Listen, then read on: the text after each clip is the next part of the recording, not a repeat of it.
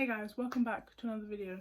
So today I'm going to be talking about books that I've read but I don't physically own, but I would love to own them, just so that whenever I really want to I can reread them, go back over them. Most of these I read either like physically, but I got it from the library, or I listen to an audiobook, so I don't actually have the book. So let's just get into this video. First one I want to talk about is The Knife of Never Letting Go by Patrick Ness.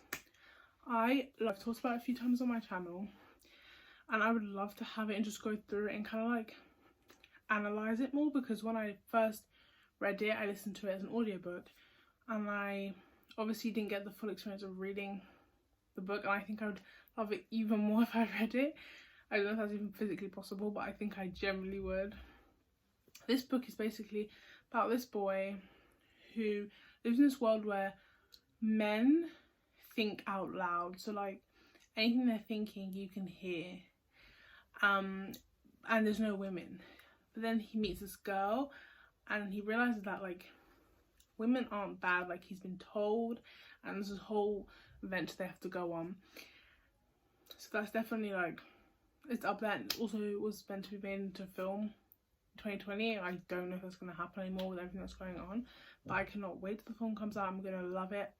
Like I already know like they can't mess it up, you know, in the book it's so good that if the movie adaptation messes it up they'd have to try really hard to do that. The next one is I Am Thunder.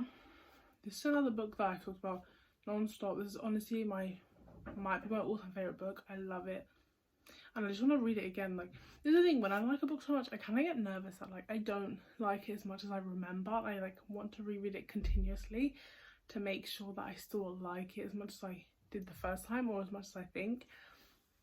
This book is about this Muslim girl who's trying to find her identity. She's not really sure where she stands in her religion, or where she draws the line between religion and culture, and she's very confused.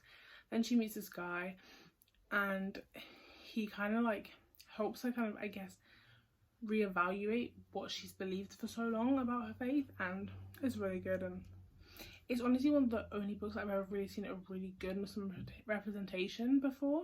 It was the first book where I've seen a really good representation. And then recently I read Love from A to Z, and that was good representation as well. But this was the first one, and I think that's why I hold it so dear. The next one is Caraval by Stephanie Garber. I don't think I need to explain why I love this book so much, but I just want to read this again, and I want to have a copy. The cover is absolutely beautiful, and I just want to experience reading about Julian one more time because I need to have that. I just haven't finished this series. I've read Caraval, but I haven't read Finale yet, and I've read Legendary, which is the second book, and I cannot wait to read Finale. I think it's going to be better than the other two, if that's possible. And this book is basically about this contest that they hold, and you go and you compete and you only come out if you win, basically. And it was so good. Like I prefer Caraval more than Legendary. That's why I would want to own Caraval, and I don't really know if I'd want to own Legendary personally, just because I only really want to have books on my shelf that I truly love, like 5-star, like the top books. And I'm not sure if Legendary is that top for me, but so the next one is And I Want to Guess by Sharila Penha. This is my favorite mystery book, along with The Couple Next Door, which is one of her other books. I love her writing so much. I already own The Couple Next Door, that's why I don't want to own it, but this one I definitely want to own. I just think her books are so good. Like they're one of the first steps into adult like mysteries I took, and I'm so glad that I started with her because her books blow me away. I've read nearly everyone. There's only one that's new that I haven't read yet, and I can't wait to get my hands on it. But at the moment that's just not possible. But this book, like when I say that her mysteries just make sense, like you know when like they reveal the character and you're like, oh yeah, that makes sense, I just connected the dots, but you didn't. That's her books. Unlike other mysteries where they tell the character like that's so far-fetched, like I could tell you were trying to like lead me the wrong way and you did a good job, but like I just don't think that's makes sense what you just explained to me. That's kind of like not what you get. The next one is The Kite Runner. This book, I don't think if you've read the Kite Runner, you need no explanation why I want this book. Like, it's just beautiful. I own the other book that he's written called 1,000 Splendid Suns, and I read that recently and I did enjoy that. Generally very good book, but the Kite Runner is definitely my favourite of his so far that I've read, and I just need it. I need to read that book, I need to analyse it, I need to highlight, I need to bring everything into that book, because it literally, oh, it's just so good. Like, it rips your heart out, it steps on it, it laughs at you while you're on the floor in tears, but then it builds you back up again, and it's just a full book. Like, it gives you every emotion you need. Literally, if like someone was like, you only take one book, I might take this one, because I would feel all the emotions, and it's a 10 out of 10. If you haven't read the Kite Runner, highly recommend you read it, because your life will physically be changed. I'm not even exaggerating.